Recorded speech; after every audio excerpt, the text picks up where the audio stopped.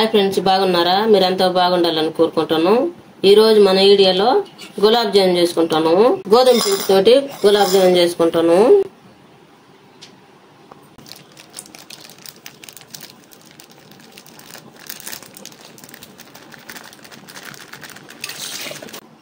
ఒక చిన్న కప్పు నిండా గోధుమ పిండి తీసుకున్నాము. ఆశీర్వాద్ గోధుమ పిండి. ఈ గులాబ్ జామున్ కోసం ముందుగా స్టవ్ వెలిగించుకోవాలి. స్టవ్ వెలిగించుకొని ఒక బాండ్లు పెట్టుకోవాలి. బాండ్లు బాగా వేడైన తర్వాత 2 స్పూన్లు నెయ్యి వేసుకోవాలి. మంట సిమ్లో పెట్టుకొని పిండి పోసుకొని బాగా కలుపుకోవాలి.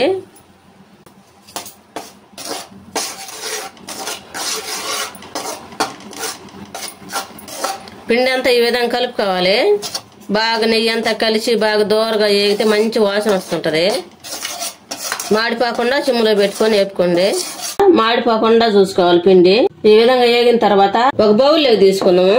పిండి అంతా మనం అంతా వేపుకున్నాం కదా, ఆ పిండి అంతా ఒక బౌల్లోకి తీసేసుకున్నాం. ఒక బౌల్లోకి తీసుకున్నాం కదా, పిండి అంతా వేపుకొని 1 స్పూను నెయ్యి వేసుకోవాలి. కొద్దిగా సాల్ట్ వేసుకోవాలి. సోడా ఉప్పు వేసుకోవాలి 1/2 స్పూను.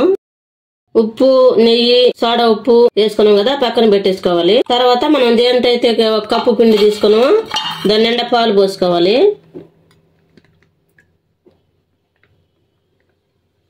ఈ పాలు ఒక బౌల్లోకి తీసుకున్నాం కదా, ఆ బౌల్లో ఒక పెద్ద గిన్నెలోకి తీసుకొని బాగా కాయాలి. బాగా ఇనికేటట్టుగా స్టవ్ వెలిగించుకొని పాలు పొయ్యి మీద పెట్టుకొని బాగా నురగొచ్చేదాకా ఉడికించుకోవాలి పాలు. ఈ విధంగా బాగా పొంగేటప్పుడు 1 స్పూన్ తీసుకొని కలుపుకోవాలి. ఈ విధంగా కలుపుకోవాలి.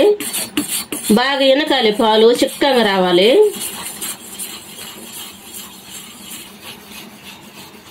ఈ విధంగా పాలన్నీ ఇనికిన తర్వాత స్టవ్ ఆపేసుకొని పక్కన పెట్టుకోవాలి.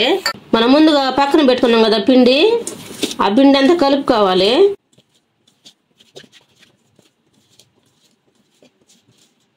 ఈ విధంగా వచ్చేటట్టు కలుపుకోవాలి. మనం కాసి పెట్టుకున్నాం కదా పాలు, ఆ పాలు పిండిలో పోసుకుంటా కొద్ది కొద్దిగా పోసుకుంటా కలుపుకోవాలి. ఈ విధంగా కలుపుకోవాలి.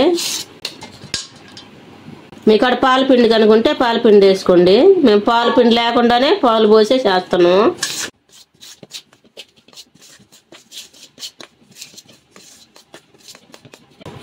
ఈ విధంగా కలుపుకోవాలి.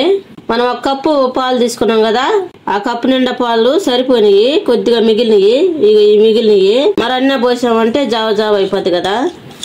ఆ విధంగా కాకుండా చపాతీ పిండిలాగా కలుపుకోండి. ఈ విధంగా చపాతీ పిండిలాగా కలుపుకోండి.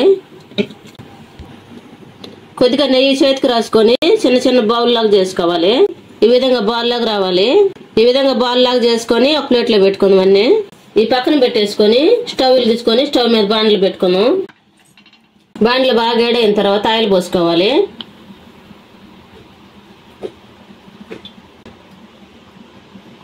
ఆయిల్ బాగా తెరలాలి. ఈ విధంగా బాగా తెరలాలి. ఆయిల్ తెరిన తర్వాత ముందుగా మనం చేసి పెట్టుకున్నాం కదా బాల్ లాగా గులాబ్ జామున్కి అవి వేసుకోవాలి.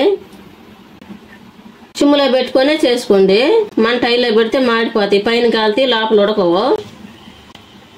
ఈ విధంగా కలుపుకుంటూ ఉండాలి. ఈ విధంగా కదిలిస్తూ ఉండాలి. ఒక గంటితోటి అటు ఇటు తిప్పుకుంటా ఉండాలి. ఈ విధంగా అన్ని దోరగా వేగాలి. బాగా ఉడికించుకోవాలి. ఇప్పుడు స్టవ్ ఆఫ్ వేసుకొని దించేసుకున్నాం. ఒక బౌల్లోకి తీసేసుకుందాం.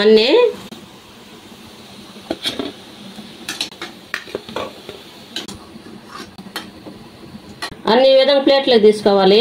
1 కప్పు గోధుమ పిండి తీసుకున్నాం కదా, 1 కప్పు చక్కెర తీసుకుంటున్నాము.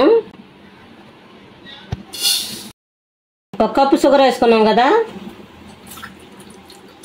ఈ కప్పు తోటే వాటర్ పోసుకోవాలి.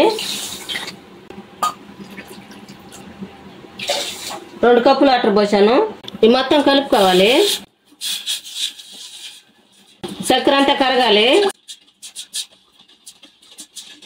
ఈ విధంగా ఉడికేటప్పుడే ఆలుకాయలు కూడా వేసుకోవాలి. 3 ఆలుకాయలు నలగొట్టేసుకోవాలి.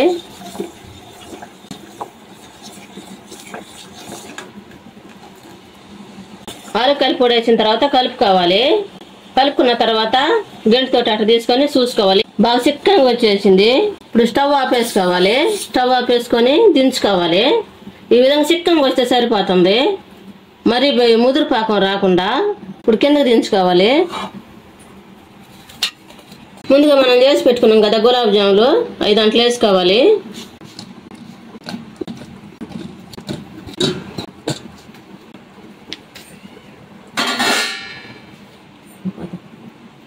అన్ని బౌల్లో తీసుకున్నాం కదా. ఎంతో టేస్టీగా ఉండే గోధుమ పిండి గులాబ్ జాము రెడీ అయింది. ఈ వీడియో మీకు నచ్చినట్లయితే లైక్ చేయండి, షేర్ చేయండి, సబ్స్క్రైబ్ చేసుకోండి, పక్కన ఉన్న బెల్ నొక్కండి. Thanks for watching.